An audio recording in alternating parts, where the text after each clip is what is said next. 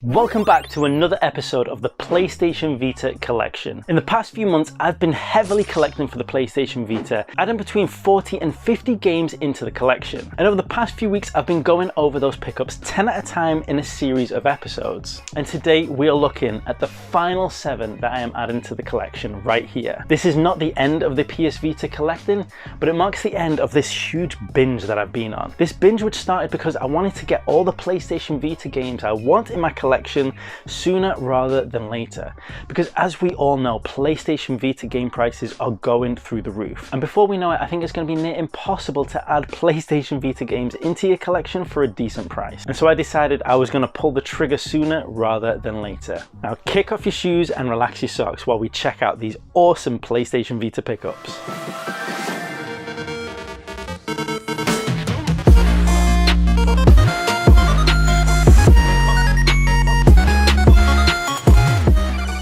Now, if you love modern and retro gaming, and like me, you are addicted to the Vita, then you are in the right place. Because here on the Chronik Spartan show, we love everything about the world of video games, especially handheld and portable gaming, like the PlayStation Vita. If that sounds like you, then hit the subscribe button and ring the notification bell so you don't miss out on future episodes. And if you want to show the channel a bit of extra support, then you can grab yourself some merch, just like this right here, over from the TeePublic website, which will be in the description below. But right now, let's jump into these awesome PlayStation Vita pickups. Now, first off, this week we are looking at Freedom Wars, a game which I've wanted to have in the collection for ages, but for some reason I just never pulled the trigger.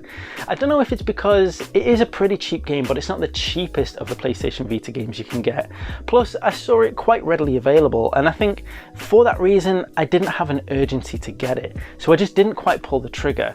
But as time goes on, this was getting a little bit more difficult to get, and I thought now is the time to get this in the collection before I regret it and it becomes too expensive and way more than I'd be willing to pay for it. Now, Freedom Wars is a game I don't know a whole lot about, but what I've heard is that it's brilliant and one of the earlier games on the PlayStation Vita that people loved. As far as I know, this was kind of like the replacement for Monster Hunter on the PlayStation Vita.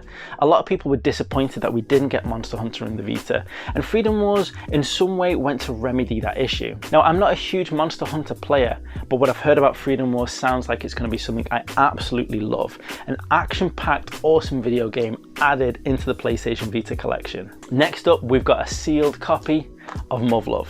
And a few episodes ago, we talked about Muv-Luv Alternative. Muv-Luv is an awesome visual novel series, but it's a series that I didn't really know anything about until recently.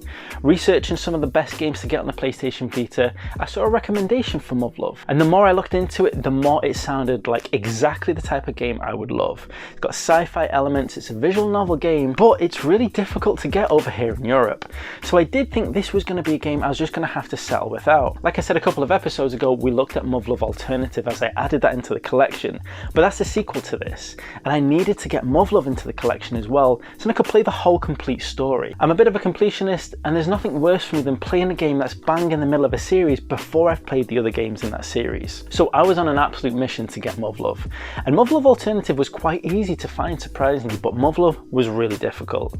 But with a bit of tenacity and a bit of patience, I found an awesome copy, sealed, brand new on eBay, and this one came all the way over from the US. Now I have Muv-Luv and Muv-Luv Alternative in the PS Vita collection, and I just cannot wait to jump into this awesome visual novel. Talking about visual novels, we've talked about Danganronpa recently. We've got Danganronpa 1, we've got Danganronpa 2, and we've got Ultra Despair Girls. But what we don't have is Danganronpa V3 in the collection, because that game is damn pricey. Now, a few months back, I did see it on CEX for £80, and I was really trying to grab a copy of it at that price, but it was never in stock at CEX, despite all my tricks and efforts to try and get a copy. And all the versions online were around about 150 and going upwards. As time went on, I started to see the price was increasing on CEX, and I just knew I had to get this game sooner rather than later. And that's exactly what we did. We got Danganronpa V3 on the PS Vita. Now I know what you're asking, how much did this cost? How much did you get it for? It was 150 quid. You paid what for that game? Dude, you're nuts, son. You're freaking nuts, man. I know. 150 quid. That is an insane amount to pay for one game, for one PS Vita game. And in all honesty, I'm torn.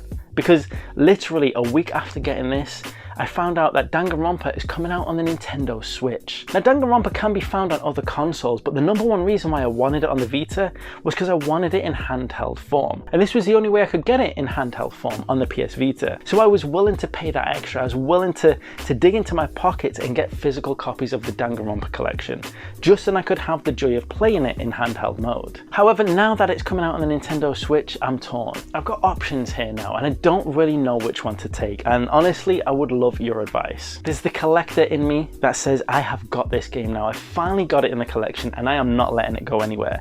Because as a collector, I don't really like to sell games. Even if I have the intent to, it's really difficult for me to do that.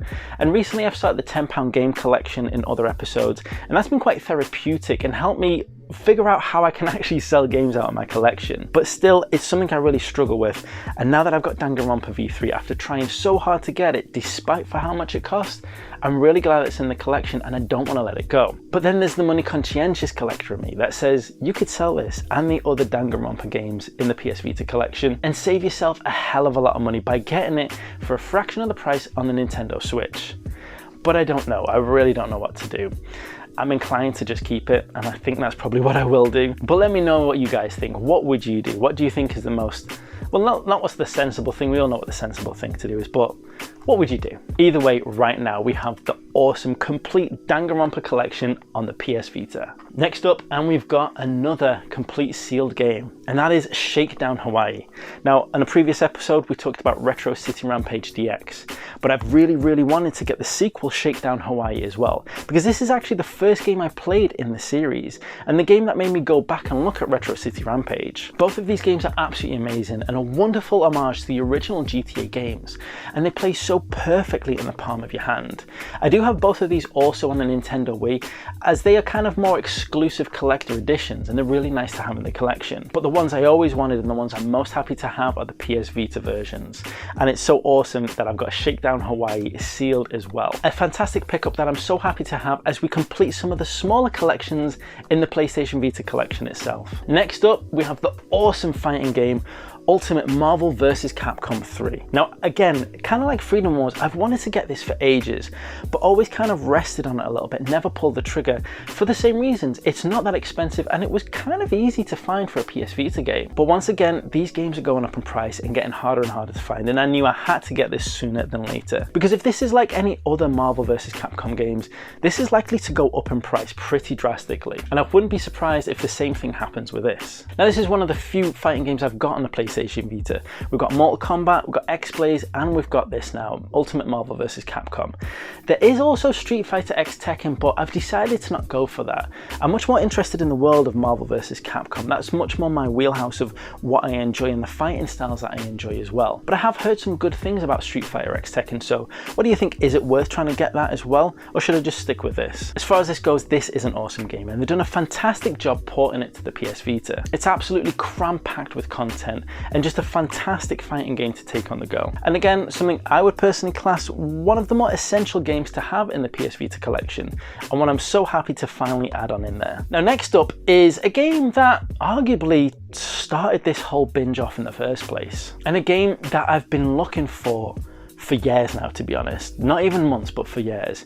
And strangely enough, that is Sly Cooper, Thieves in Time. Now, it's not that this game is particularly hard to find, I just wanted to get it at a good price. And it's taken me all this time to do that. Now, the reason this game means so much to me is because I absolutely love the Sly Cooper series. It's one of my favorite action platformer games because it adds in the stealth element, and it does it in such a fantastic way. And personally, I think it's the most underrated Sony action-adventure platform that exists. I first experienced Sly Cooper on the PlayStation Vita. It was one of the first games I ever played on the console, and I absolutely fell in love with it. And from that point on, I just knew I wanted the physical versions of those games. And Sly Cooper Thieves in Time is the version that was brought out for the generation of the PlayStation 3 and the PS Vita. Now, I do have this in digital format, but it's a game I've wanted in physical format for absolutely ages. And a couple of years ago, when I kind of wish I'd started being a bit more aggressive in my PS Vita collecting, I did see this available online but didn't pull the trigger. More recently, I saw it on CX for around about the £20 mark when it was selling online for anywhere up to £60. But it was so hard to get a copy. So many times I added it into the basket and just never would CEX fulfill the order. They either didn't have it available or they didn't have a good enough copy of it. So bit by bit, this game became incredibly elusive to me. And the more elusive it became, the more I wanted it. And like I said, it was looking for deals for this on CEX that started making me realize all the amazing deals I could actually find on CEX for PS Vita games, and what kind of started off this whole binge of collecting in the first place. Now, funnily enough, this being one of the games that started it all off, is one of the last games I've actually picked up. In the meantime, over the past few months, it being so difficult to find, I did buy it on the PS3 as well, but I always wanted the PS Vita version. And now we finally have a copy of it on the PS Vita to add into the collection. And in some ways, this marks a huge point for me, and this marks a level of completion of the collection that I've been looking for the longest period of time. But the PS Vita collecting doesn't end there. We have one more pickup to look at today, and this does kind of mark the end of this recent binge of PS Vita collecting, but it does not mark in any way, shape or form the end of my PS Vita collecting. There's still loads of games coming out in 2021 that I'm really excited about and really want to talk about with you guys, and as I pick them up, I'm going to be sharing them with you. And one of the games that kind of fits in that is this latest pickup, and this is a game for me that came absolutely out of nowhere. I had no idea this game existed, and it was over when I was looking at the East Asia Soft website. I came across this game, Unmetal. Now, anybody who knows me knows that I am absolutely crazy about the whole Metal Gear Solid series, and this is an homage to the awesome original Metal Gear games, and it throws into it a brilliant amount of comedic value. As soon as I saw the trailer for this, I just knew I had to have it. This was a game that felt like it was made for me. But the problem was, when I saw the trailer, it was 2 days after it sold out on PlayAsia, and I was absolutely gutted. I even talked about it in a live stream because I found out about it literally hours before going live. And over the next few days after that, I was looking furiously on the internet, on eBay, everywhere to see if I could find a copy of this, being aware that I was probably going to pay at least double the price. But then I came over a website called BazaarBazaar.com, and it had copies available to buy. Now, at first I thought, this has got to be a scam. This can't be legit. I'd never heard of BazaarBazaar.com before. But anyway, I went online, went on Twitter and asked a few people, and it turned out it's completely legit. And people were singing the praise of BazaarBazaar.com because what they do is they buy games from PlayAsia and sell them over here in the UK, so you only pay the UK postage costs. And there were so many happy customers that I thought, okay, this is legit, I'm going to go for it. And I'm so glad I did, because we managed to get ourselves an awesome brand new copy of Unmetal. And not only that, it's the limited edition version as well, which comes with this awesome box. And in here, let's have a little sneaky look. Be gentle with this. We also get the Unmetal soundtrack, which is also sealed. I've not opened that yet.